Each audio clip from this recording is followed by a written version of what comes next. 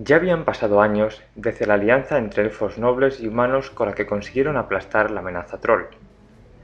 Los humanos vivían una época esplendorosa. No solo habían conseguido eliminar a los tribales troll, sino que además habían entablado lazos con los elfos de luna argenta y la magia arcana se había convertido en una realidad entre su sociedad. El imperio Arathor no hacía más que extenderse. Nuevas ciudades fueron fundadas por todo el territorio de los reinos del este. Así, Strom, si bien gloriosa, ya no sería la principal y única urbe humana. Estos se diseminarían en los denominados Siete Reinos. Gilneas, dirigida por la casa de los Greymane, en concreto por Lord Hen Greymane. Alterac, localizada en las montañas del mismo nombre de la ciudad, y dirigida por Lord Eiden Perenolde. Strom, o más conocida como Stromgarden posteriormente, en las tierras altas de Arathi, y liderada como sabemos por Thoradin, aunque no podemos negar la importancia de su líder militar, Trollbane. Azeroth, o más conocida como Ventormenta, al sur del continente donde la casa Rhyme desempeñaba un papel fundamental. También destacamos obviamente Lordaeron, cuyo nombre proviene del término Lord en enano significa tierra, Daer en lengua común habitante y Ronae en talasiano pacífico. La casa Menethil lideraba la urbe. Kultiras, un poco desconocida, pero la economía estaba íntimamente ligada al mundo naval y estaba dirigida por la familia Proudmoore.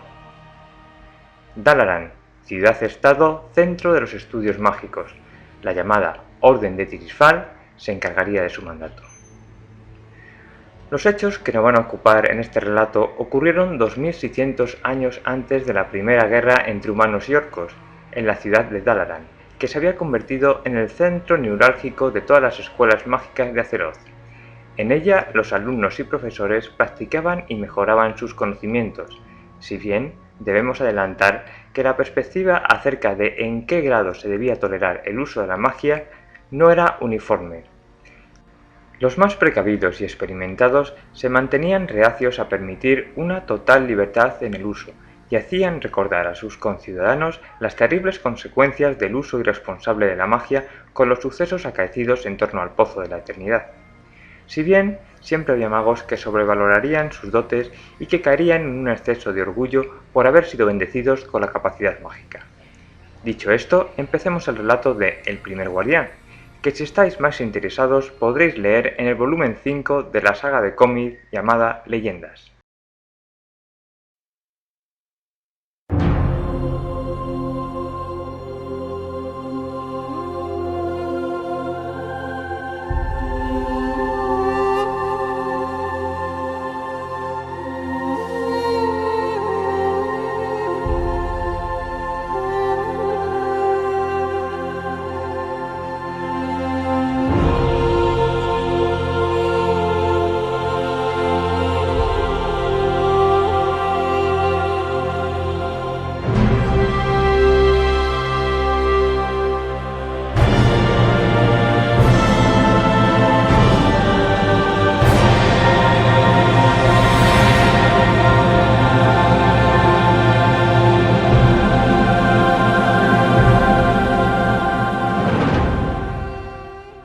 Hace casi 3000 años, un grupo de magos humanos, sintiéndose coartados por las leyes escritas que gobernaban la magia en Strom, viajaron hacia el norte, a Lordaeron.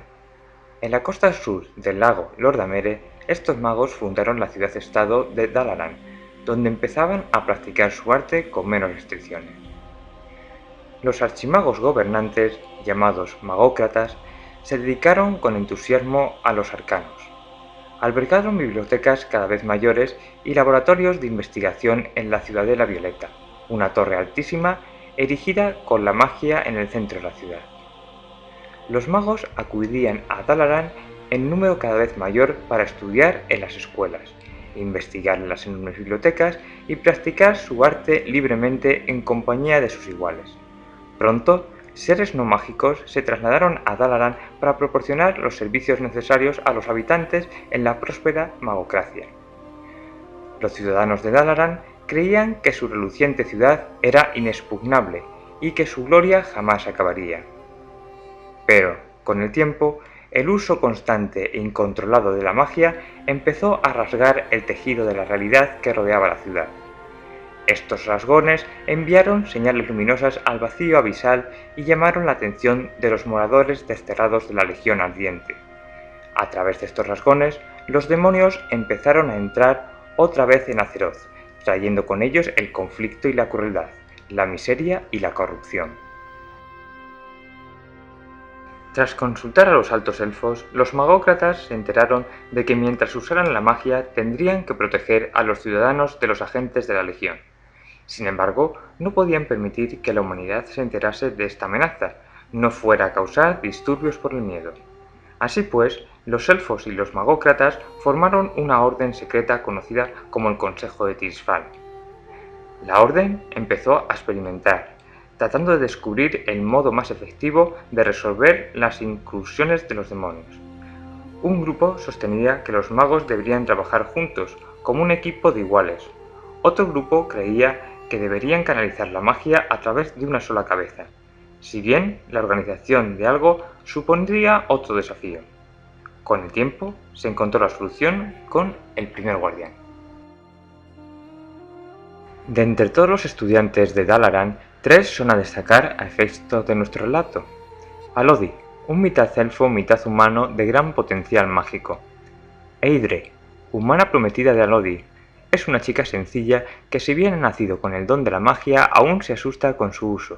Sus inquietudes se centran en gran medida en adquirir una formación que le permita gestionar las tierras de sus padres. Y Nalorad, un alto elfo gran amigo de nuestros 2 prometidos. Se peculiariza por su orgullo manifiesto de ser un elfo puro. Además, también es necesario aclarar quiénes eran los miembros de la Orden Secreta de Tirisfal y que garantizaban el orden en Dalaran. Indus, gnoma dotada con el don de la clarividencia. Meril, que originariamente fue humano, ahora es un no muerto. Este cambio se produjo durante las guerras troll, en donde estuvo al límite entre la vida y la muerte. En aquel momento no se podía permitir morir, pues muchos dependían de él, con lo que decidió sacrificar el resto de su existencia, condenándose a vivir como un no muerto. Hoy en día muchos lo ven como un héroe, pero otros muchos como una aberración. Uga, la más inteligente de todos, se encargaba de la biblioteca de la ciudad. Irar, cuya fuerza y coraje no tienen parangón.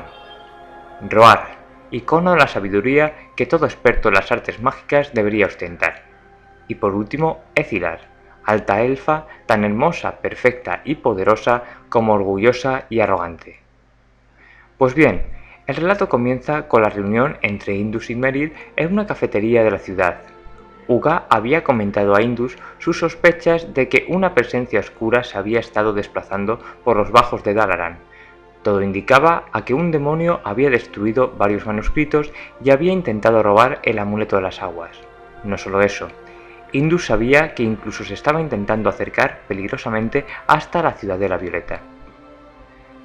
La presencia demoníaca no solo era peligrosa por su directa actuación sobre pergaminos y ansias de adquirir elementos de gran poder como el amuleto de las aguas, también corrompía a los habitantes, lo cual no era cuestión baladí, si somos conscientes del gran poder mágico que algunos de los ciudadanos de Dalaran tenían.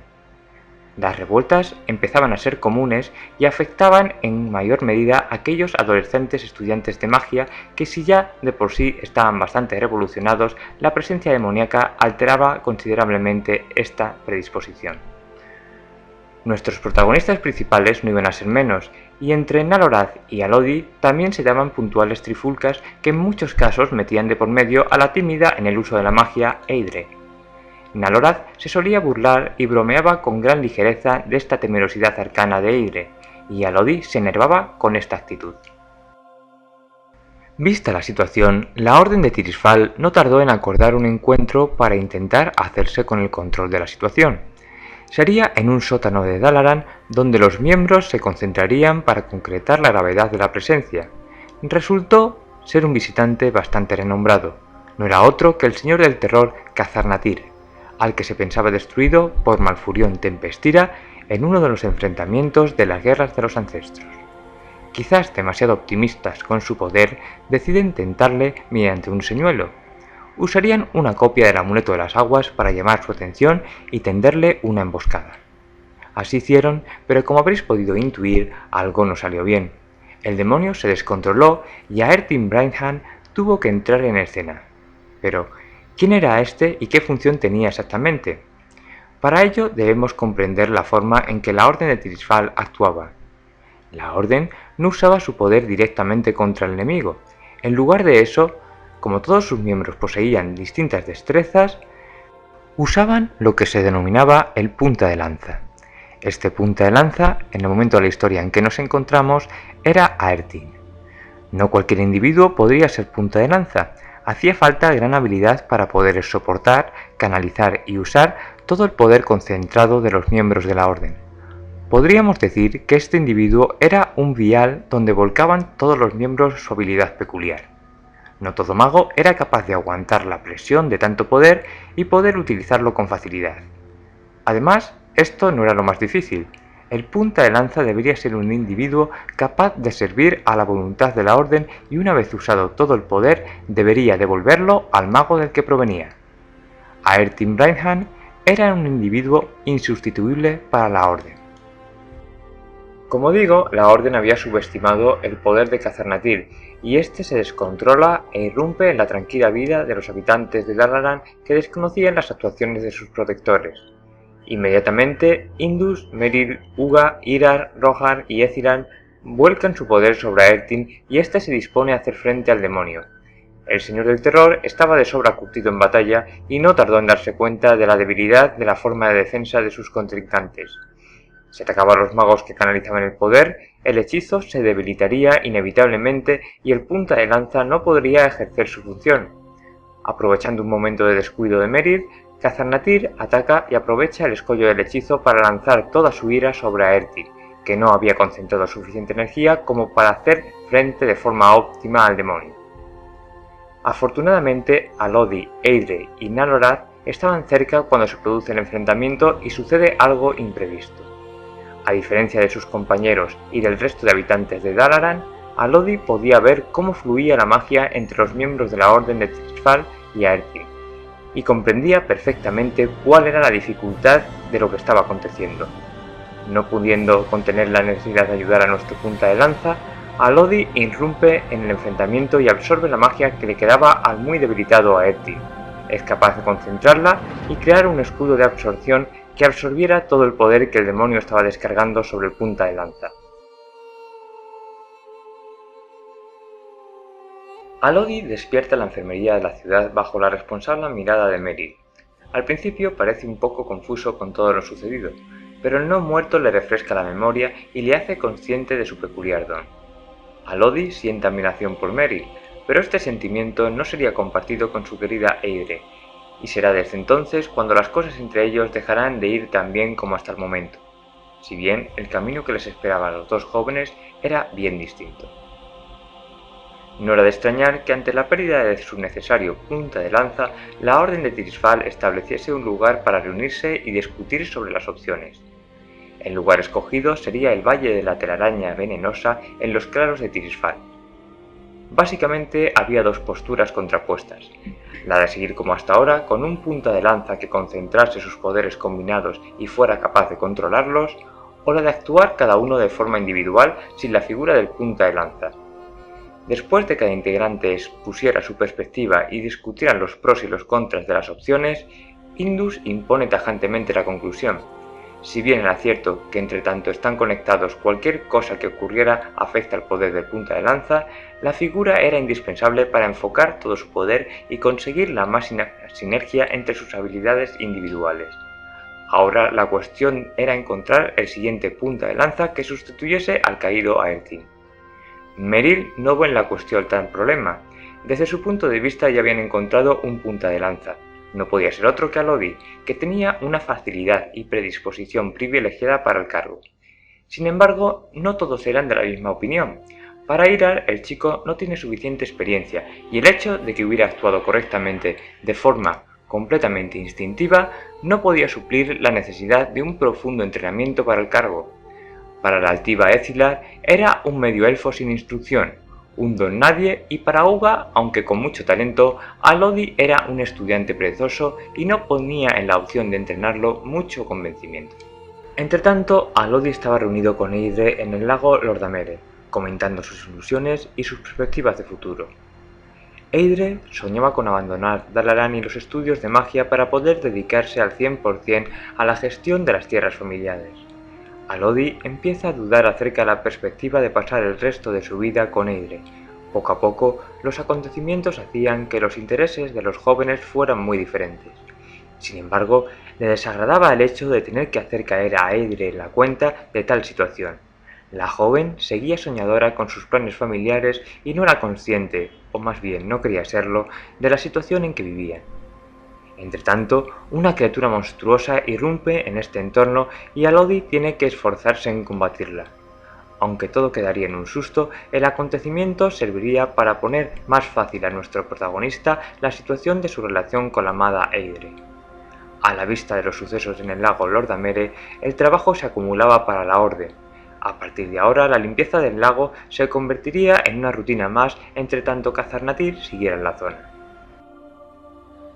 Merrill estaba convencido de la capacidad de Alodi para hacer el trabajo de punta de lanza y tomó personalmente la responsabilidad de formarle para el puesto. Alodi, contradiciendo las perspectivas de Uga sobre su capacidad de esfuerzo y trabajo, afrontó la obligación con madurez y consecuencia.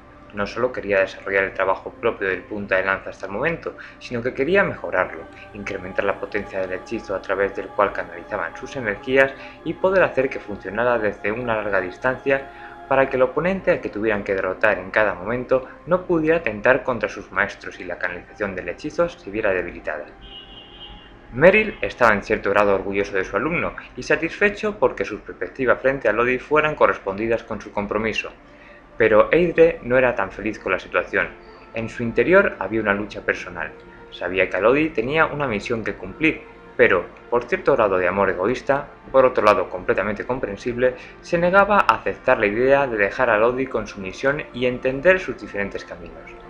Por si fuera poco, a Alodi le estaba tutelando Merrill, que si bien admirado por aquel, Eidre sentía desprecio por su condición de no muerto, sentimiento que no facilitaría para nada las cosas tal y como estaban, y que no haría más que acrecentar el barranco sentimental entre los dos muchachos.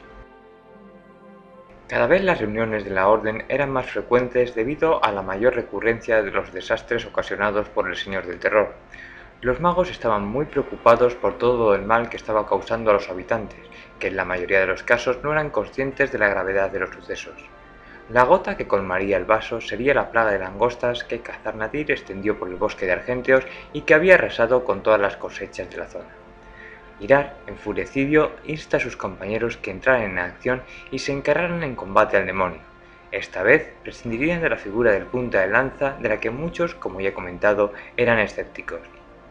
Logran sorprender a Azarnatir, pero si bien cada miembro de la Orden era poderoso en su don, no podían compenetrarse y lograr la sinergia que conseguía Ertin ni sus predecesores.